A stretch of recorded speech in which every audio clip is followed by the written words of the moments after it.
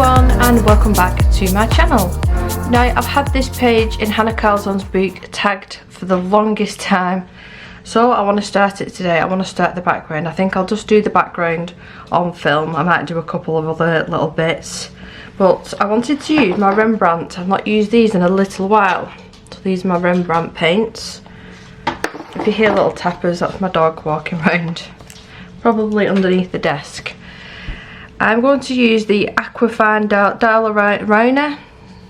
Rona mop brush to wet the whole of the page, and then a Billy Shawman size 6 and size 2, and then a Princeton Neptune size 12. This has got to be my favourite brush. I absolutely adore this brush. Now, let me pop them out of the way. What I did with this page, just here, I put masking tape all the way around. Now, number one, it gives me a border that I like. Number two, I don't have any issues with the page behind. But the only thing that I don't like about doing this is obviously the page, the illustration goes off the page, so I was left with it looking quite strange at the top. And I'll have the same issues with this page as well, because the illustration goes right up to the tip of the paper. What I might have to do is go in with a black acrylic when I finished the background, just to cover it up, and then you wouldn't even know that it, you know, it was there in the first place. And this will just save the pages behind, because I really do want to do this page again. Now, I've done this one twice, so I'd like to make sure that I'm saving it so I can do it for the third time. That's how much I like that page. So this is just normal masking tape that I'm using. Now, I've still not managed to get my hands on this again since I picked it up when I was in Trafford Centre, unfortunately. So I'll do like half of the width of the masking tape. And the tricky bit here is going to be matching these bits up the lines. And I will let this dry. I'm not going to use the heat gun at all on this one. I'll just let it dry. It's quite a nice day outside, so I'll be able to pop it on the table outside and it'll be dry in no time. And with this being a double page spread, I'll probably do this over a couple of days. I'm not going to get this done in one sitting, I don't think. I probably definitely won't get it done in one sitting, because I tend to get bored quite easily, so I tend to bob around the pages that I'm doing. The only thing with this as well, this part of the book is wanting to pop up. Let me see if I can find my little bulldog clip. Now, I've only got one of these and I really need to get some more, but this will help keep the paper down for me. So let's get the sides done. Now, I'm just doing a really easy watercolour background, basically the same as, if I can get to the page again, same as this one, but it'll just be double page spread. Now, I've said before that you can go over with masking fluid. I do really like using masking fluid, but I have to be in the mood to use it. I have to be in the mood and willing to be sat down for an hour, if not more, masking fluiding all of this. And yeah, I'm not doing that. I'm not doing that.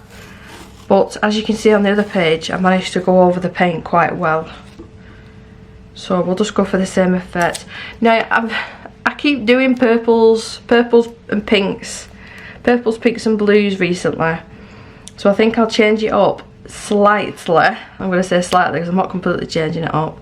But I'm going to do blues, greens, turquoise for this one. And I might even make her skin as well, not skin colour. Just to change it up a little bit. Why does she have to have normal skin colour? She doesn't. It's my colouring page, so I can do whatever I like with it. And I just fancy a little bit of a change. So let's get this bottom bit done. Just like that. Let's see if I can match this up. I did the top one.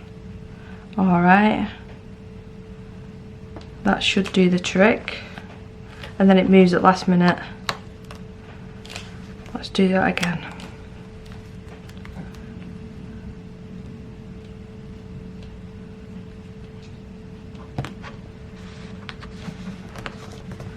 that should do the trick. So I'm going to put the clip on this side just to hold it down. I do need a few more of them because it would have been ideal to have one on each of the corners actually. So once I finish this, I'm going to be getting onto Amazon. I'm pretty sure they're called bulldog clips. Well, I'll find out later on. So push the paper down, stretch it, and then pop that clip there. Now I have got some, it's not gesso, it's a Daniel Smith watercolour ground on its way because I was so curious about it. And with me loving to do watercolour in colouring boots and they're not made for it, I think that's going to be the perfect solution. Well, I'm hoping it is because it wasn't cheap. I got the smallest tub possible just to test out my theory. So now we've finished with that. I've pre-wet the colours. Usually I would go straight in to the pans. I don't know if I want to do that or pre-mix. Now the problem with pre-mixing my colours, let's say here, is if I've run out of colour I might struggle matching that colour again. That's why I tend to just do it like that because it's just easier. But in saying that, you do use a lot more paint.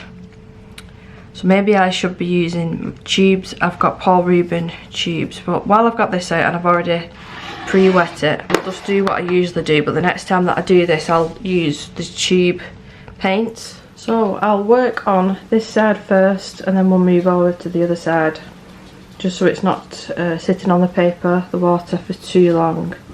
So I'm using the mop brush here, just with clean water. I say clean water, but it's got bits of glitter in it from the Renaissance chrome paint that I was using last, but I don't mind that at all. So wetting the whole of the page.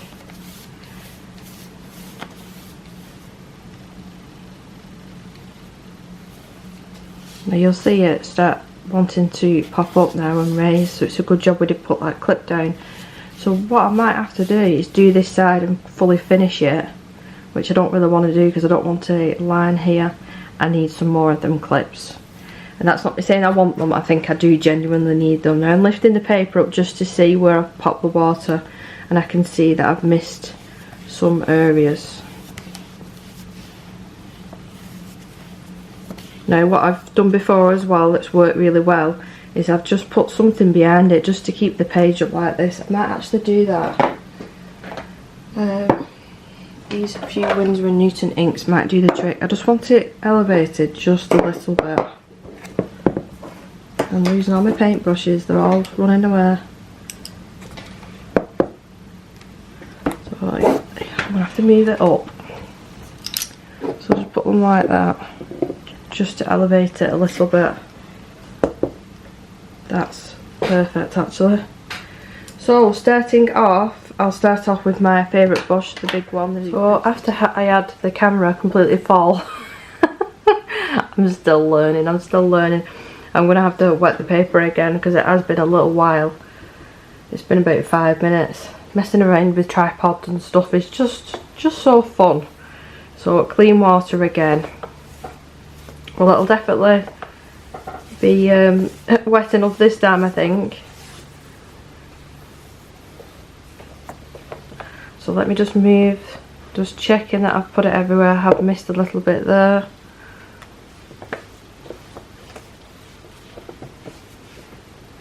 You want it fully saturated. Now you can go ahead and put a base colour over the top with your big brush, which I think that's what I'm going to do. Go in with the turquoise. Just wet my paint again. Like I said, I was a little bit longer than I anticipated trying to figure out the angles that I wanted. So don't worry, I know it's really bright. You're thinking, oh, she's going over the actual illustration, but it'll be fine, I promise. Even if it gets onto the other page a little bit, it's fine. But I'll try not to. Add some more water to this.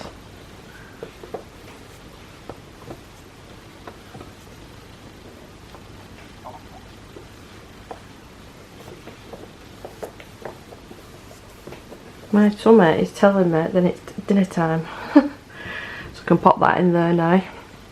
Switch paintbrushes and switch colours. I'm going to go into this lovely green, this turquoise colour here.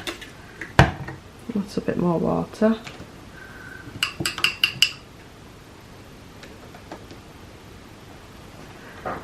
And start pulling this colour and just let it do its own thing. Let it go wherever it wants to go. Let's pop some of that darker one in as well. Just like so, up and down. I like to make it as random as possible. I don't want to make the lines all perfect, that's not the point.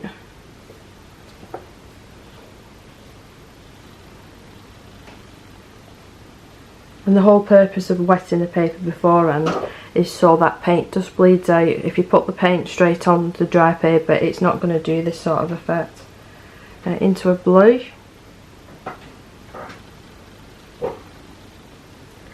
I definitely need to either get a new chair or somehow fix this one. I think it's on its last legs.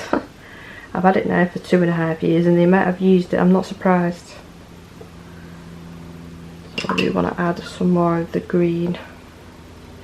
Don't want it to be totally blue. I don't want the blue to take over. I just want a hint of blue. I want it to be more turquoise, like I said. I love this colour here. One of my favourite colours. And then with the green again, it's so easy to do this. And then while I'm at it, I'll take some of this paint out of here. I'll take the one that I really like, pop it here, and just do some splatters.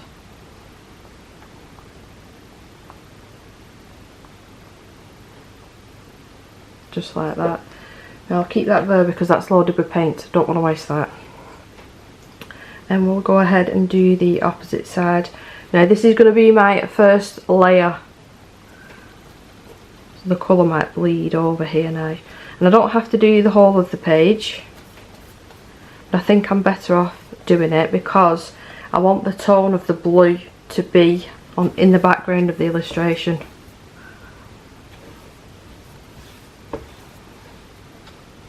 And like I said before, I'm not going to use the heat gun with this. I'm going to let it naturally dry and then come back and do a second layer.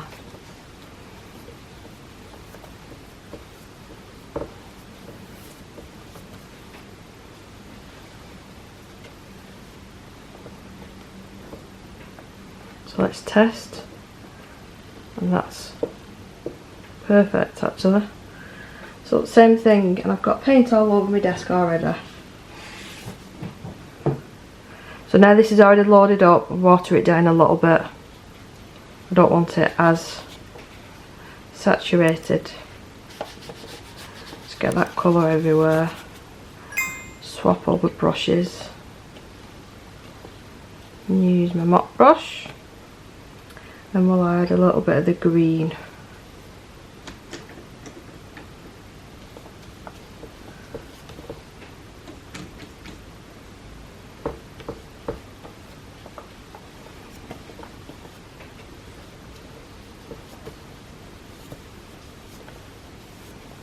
And then it's the exact same thing as the other side.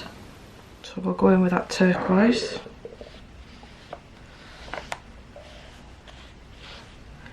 And then some of that brilliant green. Now, pre-warning, it will give your paper a bit of a texture, more of a tooth, putting the watercolour down. It's not as bad as, let's say, if you used acrylic or watered down acrylic. It won't be as bad as that, but you'll still have the texture there, so just be aware of that. I mean, if you're wanting to use your really nice pencils, it might eat away at them a bit quicker, so I'd just keep that in mind.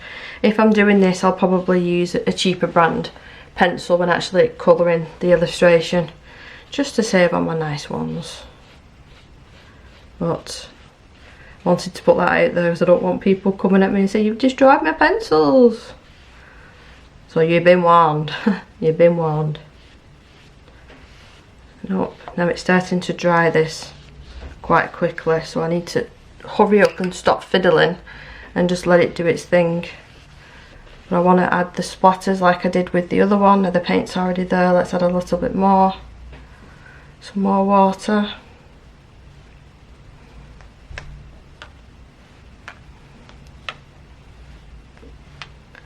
and then completely leave that now. Don't mess with it. I'm going to see how it looks once it's dry. It might be okay.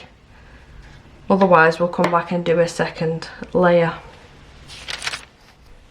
So we are completely dry there now, and I'm quite pleased with that effect. I don't feel the need to go in with another layer. I mean, my idea with this is I'm going to make the hair and the birds and everything really stand out from the page. So I don't want the background to be too in your face. I think it'll be a delicate look, and I think that's the best way to go with this page with what I've got in mind. So I didn't end up using these two brushes, so I just used two of the larger brushes. But I hope to video more of this as well, me doing this page. Maybe not all of it, maybe just bits and bobs, and then I'll put it all together in a video for you. But yeah, it's just an easy way to do a background. I mean, you have to have a little bit of patience to let it dry. You could go ahead and use a heat gun, but then you're risking the paper bending even more, the masking tape coming off, which I've done numerous times, let me tell you. But yeah, hopefully you'll see this in upcoming videos, me working more on this page. Please do give me a thumbs up, and I'll see you on my next video. Bye!